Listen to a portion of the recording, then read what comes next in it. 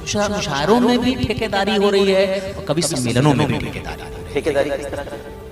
मतलब एक शायर, पहली बात तो ग्रुपबंदी, जैसे आपको नहीं मालूम? नहीं आप बताएं। नहीं आपको नहीं मालूम? सुनना चाहता हूं, मुझे तो बिल्कुल मेरी जुबान से कहलवाना चाहता हूं, ग्रुपबंदी तो मेरी जुबान से आप कहलवाना जब मैंने रेहान हाशमी का नाम लिया, भदोही शहर का नाम लिया, तो उनके चेहरे का एक्सप्रेशन बदला और उन्होंने थोड़ा सा मुस्कुराहट अपने लबों पे लाके उन्होंने कहा, अच्छा रेहान हाशमी, माजरा क्या है? मैंने ऐसे सुना है कि उस जिलाधिकारी से बड़े आपके गहरे ताल्लुकात थे। 90% शायर तो झूठे होते हैं। बहुत बड़ी बात कह रहा हूँ। कैसे? आपको नहीं मालूम? मैं पढ़ रहा हूँ सामने से, पीछे सब खामोश, और जैसे ही मैं घूमता हूँ नहीं, शायर झूठे होते हैं, ये किस बुनियाद पे आप कह रहे हैं? झूठे? झूठा नंबर 1 होते हैं। अच्छा, ये अब पता चला? 90%, 10% नहीं। ये अब पता चला? हमेशा से पता है। तो शायर आप हसन बिन साबित रज़ियल्लाहु ताला अन्हु को आज के शायरों से, आज की शायरी से मत मिलाइए। वो अलग क्रिएचर्स थे, वो सहाबा रसूल थे, उन्होंने सहाबा को देखा है, उन्होंने अपनी बातें की, उन्होंने रद्द किया, आपने अभी क्या कहा? लेकिन आज के शायर पूरा प्रोफेशनल है भाई साहब। मुशायरे के बाद, मुशायरे का शायर को इस्तिंजा लगता है, पता है? जैसे मुशायरा खत्म होगा, जैसे ही उसको लिफाफा मिलेगा, उसको इस्तिंजा लग जाएगा। ज्यादा नहीं। देखिए बहुत बड़ी बात कह रहा हूं, आपको नहीं लगा वो अलग बात है। मुशायरों को इस्तिंजा लग जाता था, क्योंकि आप सामने तो लिफाफा चेक कर नहीं सकते थे, इस्तिंजा खाने में जाकर लिफाफा चेक होता है। पहले तो सबसे पहले तो पैसा, ढिंडोरा न बैठे के हजरत हसन के कबीले से।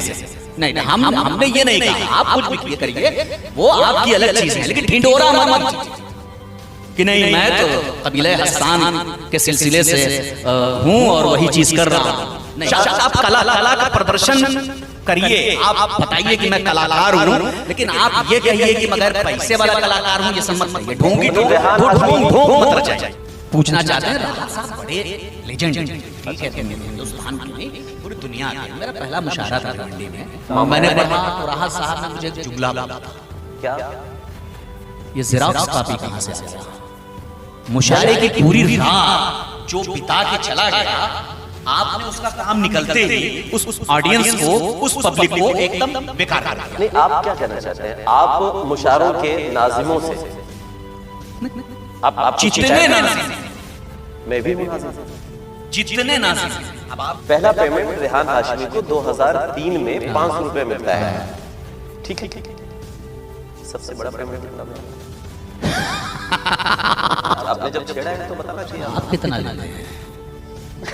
नहीं, यहाँ पास मत होइए, अभी आप हमसे पेमेंट पूछ रहे हैं, आप बताइए। नहीं, हिंदुस्तान के ज्यादातर कन्वीनर्स की ये शिकायत है कि शोरा जो है वो बहुत पैसे मांगने लगे। लेकिन अगर एक्सप्रेशंस ना हो तो अंदाज़े बयान जो है, सुन लीजिए मेरी बात सुन लीजिए, अंदाज़े बयान को सिर्फ और सिर्फ मैं एक्सप्रेशंस का कमाल कहता हूँ बस। और तुम इन लोगों के पीछे घूमते फिरते हो जो खुद गुमराह हैं। अच्छा चलिए, कुरान ये कहता है कि आप उन लोगों की बात कर रहे हो जो खुद गुमराह हैं, आप उन्हें अपना रहबर मान रहे हो। कुरान तो ये भी कहता है, कुरान ने शराब को हराम कर दिया है। बिल्कुल। आप मानते हैं कुछ शोरा पीते हैं और डाइस पे भी शराब पी के आते हैं? पीता तो मैं भी, मतलब हाँ शराब पीता था कि हवा है तेज तो मुंडेर पे तैयार, हवा है तेज तो मुंडेर पे तैयार रखो, उसे बताओ कोई है जो बोल सकता है। हाय दोस्तों, मैं शहजादा कलीम हाजिर हूँ एक और पॉडकास्ट के साथ। आज के हमारे मेहमान हिंदुस्तान के एक ऐसे मशहूर मारूफ शायर, एक ऐसे कलमकार, एक ऐसे फनकार जो नौजवानों के दिलों पर राज करते हैं। 2012 महाराष्ट्र मुंबई का एक मुशायरा होता है, जगह होती है नाला सुपारा खेल का मैदान। उस वक्त के अक़लियती मिनिस्टर आरिफ नसीम खान साहब उस मुशायरे के चीफ गेस्ट होते हैं, मेहमाने खुसूसी होते हैं, और नाज़िम मुशायरा मरहूम अनवर जलालपुरी साहब होते हैं। रात के 12 बजे एक नौजवान घुंघराले बाल लेकर मुशायरों के डाइस पे आता है। मुशायरा शुरू हुआ रहता है, वो शायर आता है और कुछ देर बैठने के बाद अनवर साहब उस शायर का नाम पुकारते हैं। और वो शायर जब मुशायरों में एक शेर पढ़ता है और शेर ये पढ़ता है कि जब तक रहेगी जान ये कहते रहेंगे हम, अल्लाह के रसूल का फरमान जिंदाबाद, तू क्या हमें डराएगा गुजरात के कातिल, सीने पे चढ़ के बोलेंगे इस्लाम जिंदाबाद। वो शायर, वो नौजवान जब इस शेर को पढ़ता है तो नाला सुपारा मैदान में उस वक्त रात के 12 बजे सामईन में एक हंगामा होता है। पूरी सामईन खड़ी हो जाती है और तालियां बजाकर उस नौजवान का, उस शायर का इस्तकबाल करती है। 1 महीने बाद भिवंडी के मीनाताई ठाकरे हाल में एक और मुशायरा होता है। उस वक्त भी नाज़िम मुशायरा मोहतरम मरहूम अनवर जलालपुरी साहब होते हैं। मोहतरम अनवर जलालपुरी साहब फिर से उस शायर को आवाज देते हैं। वक्त वही होता है 12 से 12:30 बजे के बीच का। वो शायर फिर एक शेर पढ़ता है और मीनाताई ठाकरे हॉल में बैठी हुई जनता, बैठी हुई आवाम फिर से खड़ी हो जाती है और तालियां बजाकर फिर से उस शायर का उसी तरीके से हंगामे के साथ इस्तकबाल करती है। 2 महीने बाद उत्तर प्रदेश अंबेडकर नगर जलालपुर का एक और मुशायरा होता है। आवाम होती है कम से कम 20 से 25 हजार की। उस वक्त उस मुशायरे के नाज़िम होते हैं मोहतरम नदीम फर्रुख साहब। रात के 1 बजे फिर से उस नौजवान शायर को आवाज दिया जाता है और वो शायर माइक पर आता है। फिर से वही हंगामा, फिर से वही तालियां, फिर से वही खैर, फिर से वही मुशायरों को लूटने की रिवायत। वो शायर हिंदुस्तान के मुशायरों में आवाम के दिलों पर राज करता है। वो शायर हिंदुस्तान के नौजवानों की नब्ज को समझता है। वो शायर मुशायरों को लूटने का हुनर जानता है। उस शायर का नाम है रेहान हाशमी। आज वही रेहान हाशमी हमारे बीच, हमारे साथ इस पॉडकास्ट में है। मैंने जब सोशल मीडिया पे ये पोस्ट किया कि मैं रेहान हाशमी का पॉडकास्ट शूट करने जा रहा हूँ, तो मेरे पास एक लंबी फहरिस्त सवालों की आई कि कलीम भाई, रेहान भाई से ये पूछिएगा कि रेहान भाई हैं कहाँ, हम लोग उनके लिए बेचैन हैं।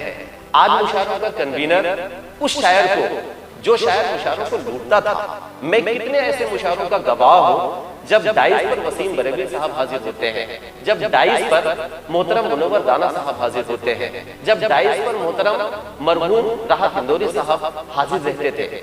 ऐसे कितने मुशायरों में इन सीनियर शोरा की हाजिरी के बावजूद भी ये नौजवान मुशायरों को लूटता था, मुशायरों में हंगामा बर्पा करता था। लेकिन अचानक ऐसा क्या हुआ कि आज मुशायरों की सामईन रेहान हाशमी को तलाशती है। आज मुशायरों के कन्वीनर रेहान हाशमी को कॉल करते हैं और मुंह मांगा मेहनताना देने के लिए तैयार रहते हैं। लेकिन रेहान हाशमी कुछ मखसूस मुशायरों का अगर छोड़ दीजिए तो वो मुशायरों में जाना पसंद नहीं करते। सबसे पहले मैं रेहान हाशमी का इस पॉडकास्ट में इस्तेमाल करता हूं और वही सवाल जो आवाम या मुशायरों की जनता या मुशायरों की सामईन हमसे भी पूछना चाहती है और अपने चहेते शायर, अपने हर दिल अजीज शायर और मुशायरों की धड़कन, मुशायरों की नब्ज रेहान हाशमी से पूछना चाहती है, आप कहाँ हैं? पहले तो पॉडकास्ट में बुलाने का शुक्रिया। सच कहूं या झूठ? नहीं, आप जो भी बोलेंगे सच ही बोलेंगे, सच के सिवा कुछ भी नहीं बोलेंगे। देखिए, आपका पॉडकास्ट बहुत जबरदस्त व्यूअरशिप रही है इसके पहले भी, तो सच ही बोल दूं। हाँ, कुछ मामला थे, कुछ पर्सनल मामला थे जिसकी वजह से मैंने मुशायरों से दूरी बनाई। हालांकि उसके पीछे कोई बहुत ही गहरी वजह नहीं, लेकिन कुछ टेक्निकल भी मामला थे, कुछ पर्सनल मामला थे जिससे कि मैंने मुशायरों से थोड़ी सी दूरी अख्तियार कर ली। बस यही वजह है और कोई बहुत ज्यादा इशू नहीं है इसके पीछे। आपकी सामईन जिस शायर को अपने सराखों पे बिठाती है, बिठाती थी नहीं, बिठाती है। आज भी आप जब एक शेर कहते हैं कि जालिम से कहो जेल की तादाद बढ़ा दे, दुनिया में अभी और है सच बोलने वाले। भदोही कालीन नगरी में बैठा हुआ रेहान हाशमी जब इस शेर को सोशल मीडिया पर पोस्ट करता है तो सोशल मीडिया में एक हंगामा होता है। सोशल मीडिया में ये शेर वायरल हो जाता है और टीवी चैनल तक इस शेर को कोट करते हैं। जो शायर जिसका एक शेर 2 मिसरा जिसका वायरल हो जाता है, जो हिंदुस्तान की आवाम जिसे बेहद पसंद करती है, वो शायर आज उन्हें लाइव क्यों नहीं अशार सुनाता? 50 मुशायरे कम से कम मैंने आपके साथ पढ़े हैं और उन मुशायरों का, चाहे वो मुशायरा उत्तर प्रदेश का रहा हो, चाहे वो मुशायरा कर्नाटका का रहा हो, चाहे वो मुशायरा महाराष्ट्र या मुंबई का रहा हो, मैंने जिन भी सूबों में, जिन भी स्टेट में आपके साथ मुशायरे पढ़े हैं, वो कोई भी मुशायरा रहा हो, उस मुशायरे में मुझे एक भी मुशायरा ऐसा याद नहीं है जिस मुशायरे में रेहान हाशमी ने हंगामा ना काटा हो, जिस मुशायरे को रेहान हाशमी ने लूटा ना हो मुशायरों की भाषा में। ऐसी क्या वजह है?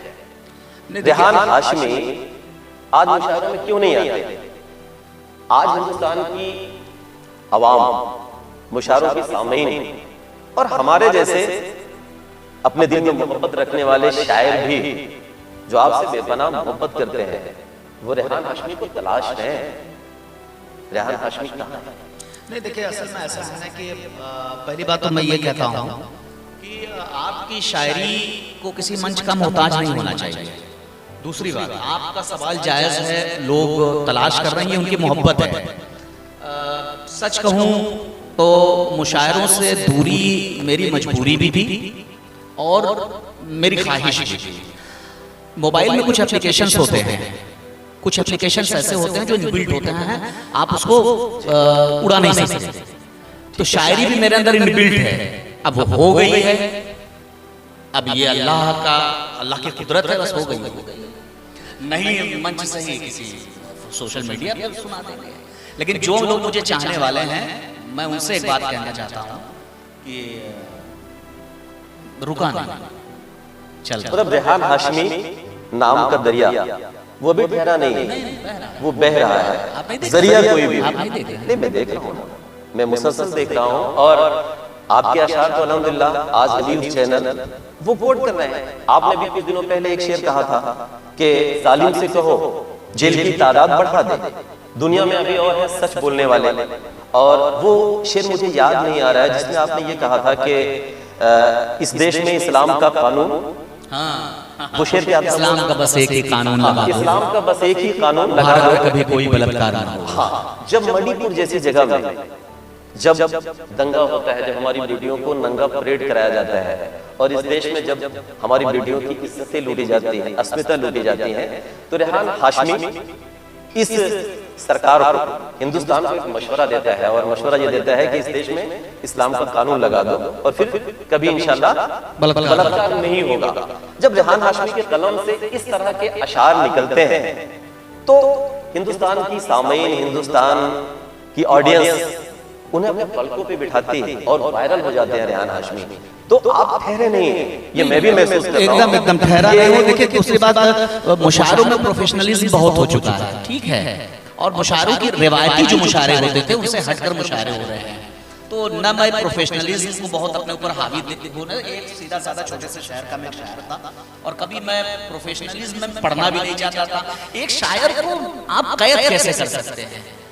कभी कन्वीनर का हुक्म कि फला का नाम लो, इनका नाम लो, ढिमका का नाम लो।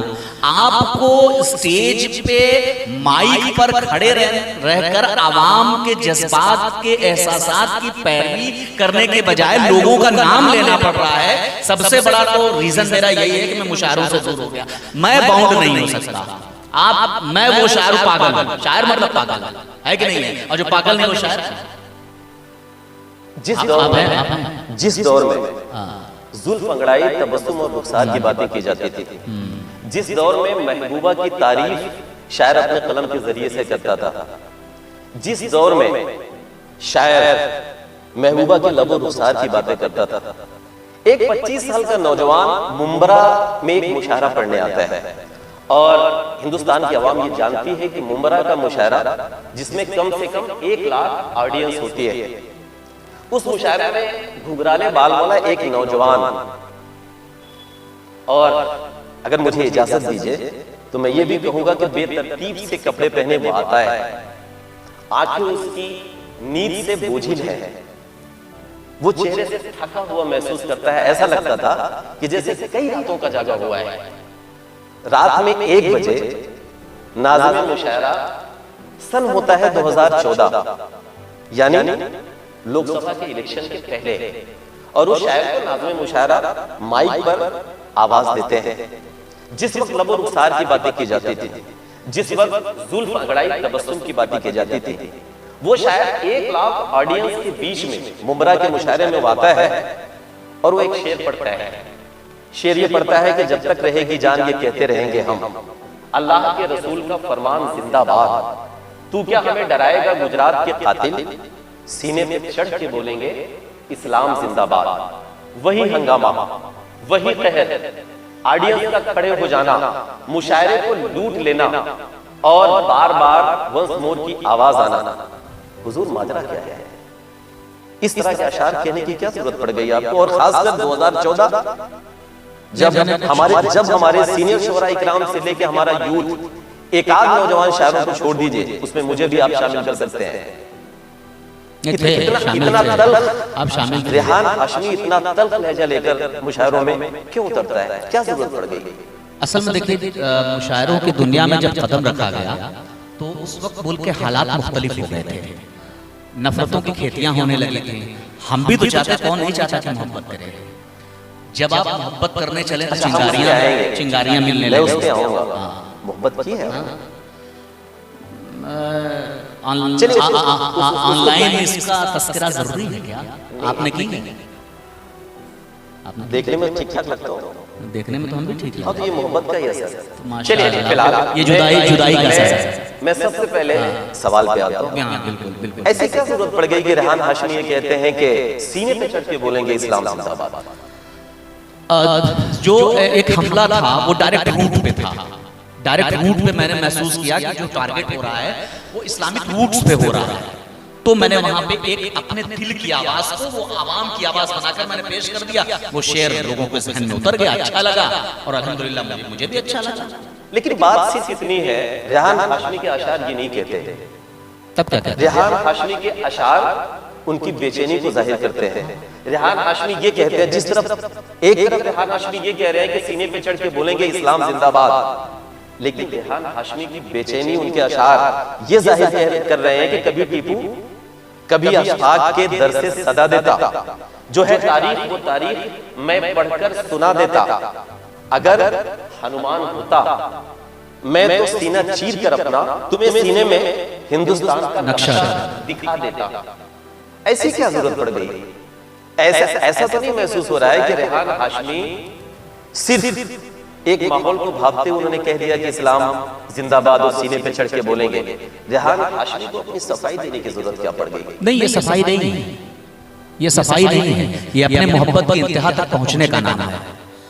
सफाई नहीं है। अगर हनुमान होता, हनुमान हमारे हिंदू मज़ाहिब में एक बहुत ही मुक़द्दस नाम है, ठीक है। उनको मैंने एक सिंबल के तौर पे यूज किया कि जैसे कि उन्होंने राम जी से मोहब्बत की थी और उन्होंने राम जी से मोहब्बत को दर्शाने के लिए अपने सीने को चाक करके दिखा दिया था।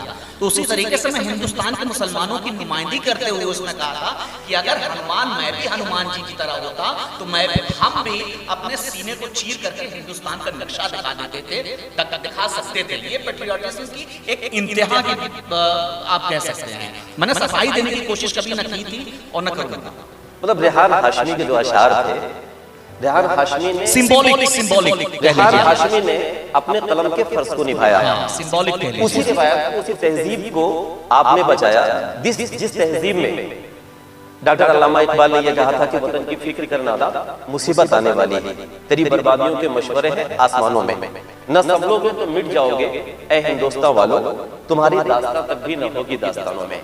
यानी जब आपने अपने कलम से इस तरह के अशार कहे, जब आपने कहा कि सीने में मेरे क्या है, अगर मैं हनुमान होता तो मैं हिंदुस्तान का नक्शा चीर कर दिखा देता, और आपकी या आपके कलम की ये साफ गोई ही थी जिसको हिंदुस्तान की मुशायरों की सामईन ने लब्बैक कहकर तस्लीम किया और आपको सराखों पर बिठाया। तो रेहान हाशमी के कलम में, रेहान हाशमी की शायरी में जो रवानी है, जो धार है, लहजे में जो एक यलगार है, इनकलाब है, उसके पीछे की वजह क्या है?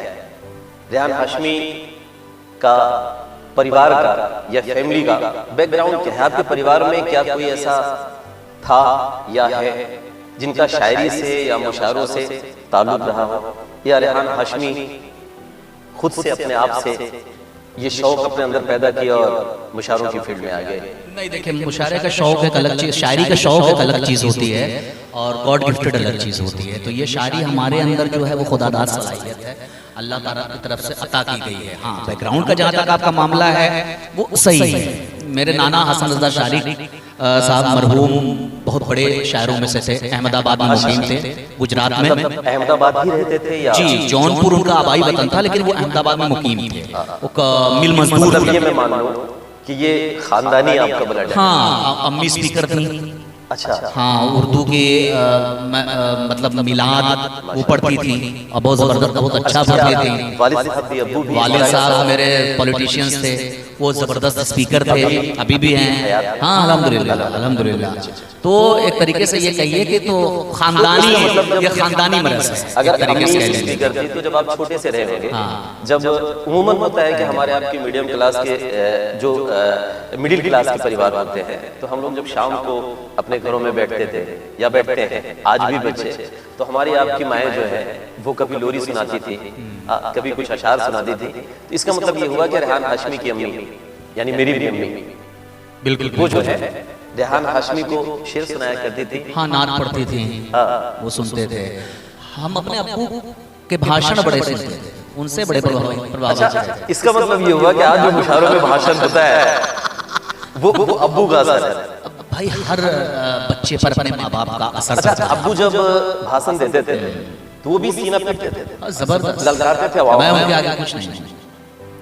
तो खानदानी है ये? हाँ, खानदानी मरज़ बसात होती है। अच्छा, आप जिस शहर में रहते हैं वो शहर तो घरों को सजाने के लिए जाना जाता है, कालीनों का शहर बोला जाता है। और भदोही के कालीन वो जो है पूरे वर्ल्ड में, पूरी दुनिया में मशहूर है। यानी भदोही शहर जो है वो हमारे घरों को खूबसूरत बनाता है।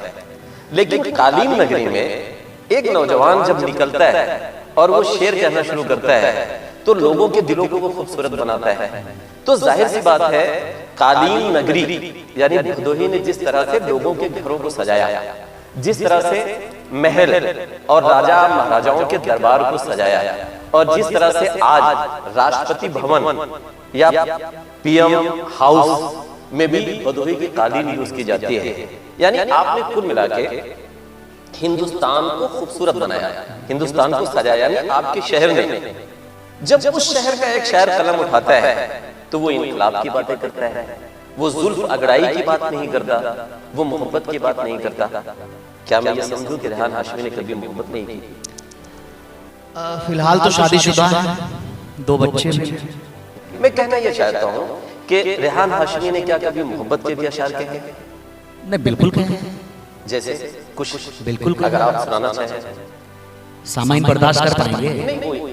मुंतजिर टुकड़ों टुकड़ों में हाशमी मुशायरों में नहीं सुना रहे तो इस पॉडकास्ट में सुना दे, कम से कम भला तो हो जाएगा। पॉडकास्ट में आप मेरा दूसरा पहलू ले आने की कोशिश कर रहे हैं क्या? नहीं, मैं जो कोशिश कर रहा हूँ ये मेरी कोशिश नहीं है, ये हिंदुस्तान। आप मुझे सयाद लग रहे हैं, हिंदुस्तान किस वक्त मुझे आप सयाद लग रहे हैं? नहीं, ये मोहब्बत का सयाद हूँ मैं, और मैं मोहब्बत के जाल में ही आपको फंसाने की कोशिश कर रहा हूँ। और फंसाने की कोशिश नहीं कर रहा हूँ, बल्कि मोहब्बत के जाल में उतारने की कोशिश कर रहा हूँ। ठीक है? और ये फरमाइश हिंदुस्तान के 125 करोड़ आबादी की है, मेरी नहीं। तो मेरा दिल आप तोड़ सकते हैं, मैं मानता हूँ, लेकिन हिंदुस्तान की उस अवाम का दिल आप नहीं तोड़ सकते जो आपसे बेपनाह मोहब्बत करती है। वो सुनना चाहती है कि रेहान हाशमी मोहब्बत की शायरी भी करते हैं या नहीं। टुकड़ों टुकड़ों में मुलाकात नहीं हो सकती, हाँ, जाइए छोड़िए अब बात नहीं हो सकती। आपने देख लिया मुड़ के मुझे जाते हुए, इससे बढ़ के कोई खैरात नहीं हो सकती। क्या कह रहे हैं? मैं जिस शहर से हूँ उस शहर में 2013 में हमारे यहाँ एक जिलाधिकारी थे, मैं उनका नाम नहीं ले रहा हूँ, और एक प्रशासनिक अधिकारी IAS, तो मैं उनका नाम ले भी नहीं सकता। उनसे मेरे ताल्लुकात बड़े अच्छे थे। मैं अक्सर जब वो प्रशासनिक कामों से फारिग हो जाते थे मुझे बुला लिया करते थे, तो उनको भी शेर व शायरी का बड़ा शौक था। तो मुझे बुलाते थे, मुशायरों के बारे में पूछते थे, कभी सम्मेलनों के बारे में पूछते थे। एक बार मैं उनके पास बैठा हुआ था और बात करते करते हिंदुस्तान के शोरा का जिक्र हुआ, कवियों का जिक्र हुआ, और मैं बात करते करते मेरे मुंह से निकला कि सर, मेरे एक बहुत अजीज दोस्त हैं, भदोही जिले के रहने वाले रेहान हाशमी साहब, हिंदुस्तान के बड़े मशहूर शायर हैं, कभी आप उनको सुनिए, कभी आप उनसे मिलिए।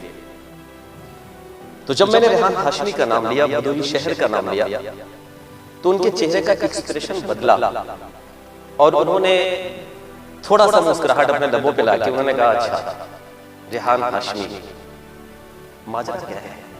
मैंने ऐसे सुना है कि उस जिलाधिकारी से बड़े आपके गहरे ताल्लुकात थे, कोई ऐसा कुछ हुआ था उस वक्त के जो मैंने बाद में तहकीक किया तो मैंने ये पाया कि भदोही में कोई ऐसा हादसा हुआ था जिस हादसे ने आपकी शेरी जिंदगी, आपकी अदबी जिंदगी या आपकी जाती जिंदगी, हाँ उसमें मैं सियासत का शिकार हो गया था। 2012 में हमारे यहाँ थोड़ा सा क्लैश हुआ था, मिसअंडरस्टैंडिंग हुई थी टू कम्युनिटीज के दरमियान, और उसमें मैं सियासत का शिकार हो गया था।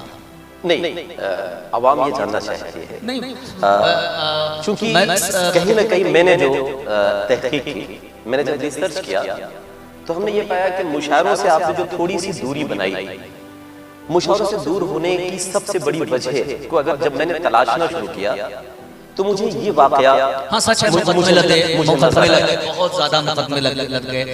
जितने संविधान में हमारे से मुकदमे बनाए हैं वो सारे मुकदमे मेरे ऊपर लग गए। मैं बड़े अफसोस के साथ, आप मेरे भाई, मैं बहुत मोहब्बत करता हूँ आपसे, जितना मैं करता हूँ हिंदुस्तान की जनता, हिंदुस्तान की आवाम, मुशायरों की ऑडियंस उससे कहीं ज्यादा आपसे मोहब्बत करती है।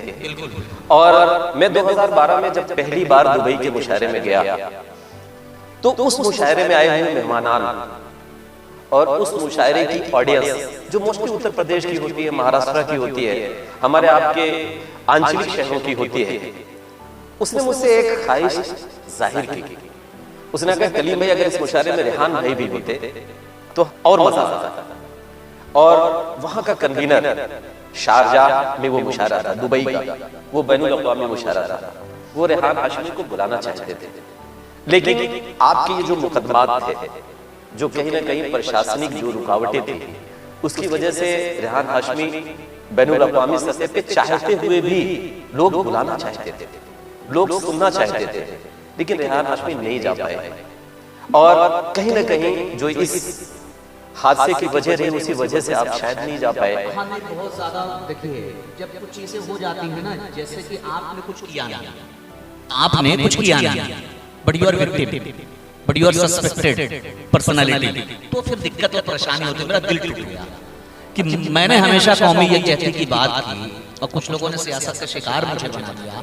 हालांकि अल्लाह का बहुत बड़ा फजल था। और एक खुशखबरी भी आपको दे दूं कि अभी कुछ दिनों ही पहले जितनी भी चीजें थी माननीय हाई कोर्ट के निर्देश पर सारी चीजें खत्म हो गई हैं। मींस आपको बरी कर दिएगा मुकदमा में। एकदम मुकदमे हैं, ये अल्लाह का तारीखें अभी चलेंगी, लेकिन और जो चीजें थी उससे मैं नहीं, हम सब ये दुआ करते हैं और ये यकीनन एक बहुत बड़ी बहुत बड़ी मुझे अपने संविधान पर और मुझे अपनी अदालतों पर इससे बहुत यकीन बढ़ा है। लेकिन रेहान हाशमी एक तरफ ये कहते हैं कि मुझे संविधान पे और अपनी अदालतों पे यकीन बढ़ा है, और वही रेहान हाशमी जिन पर मुकदमे होते हैं, फर्जी मुकदमे होते हैं।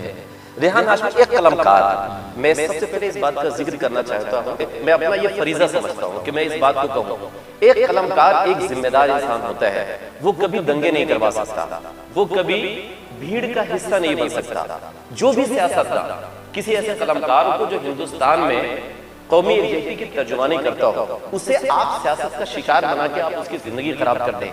मैं उनसे ये गुजारिश भी करना चाहता हूँ और उनसे उनकी जिम्मेदारी के लिए कहीं ना कहीं उन्हें आगाह भी करना चाहता हूँ कि उन्हें बचना चाहिए। एक किसी ऐसे नौजवान को किसी फर्जी मुकदमे में फंसा के आप उसकी जिंदगी बर्बाद कर दो, उसका कैरियर आप खराब कर दो। कलमकार कभी ये काम नहीं कर सकता, वो दिलों को जोड़ने का काम करता है, वो दिलों को तोड़ नहीं सकता। मैं कहना ये चाहता हूँ रेहान भाई कि एक तरफ आप ये कह रहे हैं कि अदालत पे हमें हमारे देश के आईन पे यानी संविधान पे पूरा भरोसा है, और अल्हम्दुलिल्लाह हमारे देश की अदालत ने आपको क्या किया, बरी किया। और अभी जो कुछ मुकदमों की जो थोड़ी बहुत तारीखें बची हुई है जिसमें हियरिंग हो रही है, वो भी हम इंशाल्लाह आप मेरिट पर उसमें भी बरी होंगे। रेहान हाशमी को अपने देश के आईन पे इतना भरोसा है, रेहान हाशमी को अपने देश की अदालत पे इतना यकीन है, एतमाद है। जब रेहान हाशमी को देश के आईन पे इतना भरोसा है, तो हुजूर आप इस तरह के अशार फिर क्यों कहते हैं कि शेर सुनिए, आप इस तरह के अशार, और हिंदुस्तान में वो शेर आपका वायरल हो जाता है, कई टीवी चैनल उसको कोट करते हैं। रेहान हाशमी को ये कहने की जरूरत क्यों पड़ जाती है कि जालिम से कहो जेल की तादाद बढ़ा दे, दुनिया में अभी और है सच बोलने वाले।